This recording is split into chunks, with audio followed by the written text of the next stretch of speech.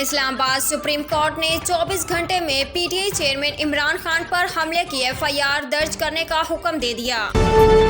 پاکستان تحریک انصاف کے رہنما اور عمران خان کے قانونی مشیر بابر اعوان نے IG پنجاب کی گرفتاری کا مطالبہ کر دیا۔ اسلام آباد وفاقی حکومت نے عمران خان پر فائرنگ کی ہائی پروفائل کیس کی FIR 36 گھنٹے سے زائد گزر جانے کے بعد بھی درج نہ ہونے پر شدید تحفظات کا اظہار کرتے ہوئے اس ناکامی کو صوبائی حکومت کی غیر سنجیدگی کا محضر قرار دے دیا۔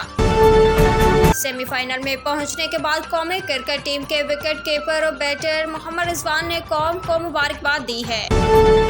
T20 ورلڈ کپ میں پاکستان ٹیم کی جیت اور سیمی فائنل میں رسائی پر برطانوی high commissioner doctor Christian Turner بھی خوش ہیں۔ سال کا دوسرا مکمل چاند گرہن کل ہوگا جو دنیا کے بیشتر ممالک میں دیکھا جا سکے گا، تاہم پاکستان کے بعض علاقوں میں یہ جزوی طور پر نظر آئے گا۔ اسلام آباد سپریم کورٹ نے ارشد شریف کی والدہ کے خط پر کارروائی شروع کر دی اور کہا کینیا گئے ہوئے کمیشن سے رپورٹ طلب کر رہے ہیں۔ قانون نافذ کرنے والے اداروں کا رات گئے وفاقی دارالحکومت اسلام آباد میں اجلاس ہوا، جس میں پاکستان تحریک انصاف کے اہم رہنماؤں کے خلاف کریک ڈاؤن کا فیصلہ کیا گیا۔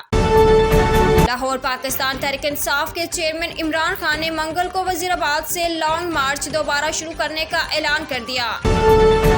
وزیر اعظم شہباز شریف نے مطالبہ کیا ہے کہ عمران خان کے الزامات کی تحقیقات کے لیے chief justice of Pakistan full court تشکیل دے۔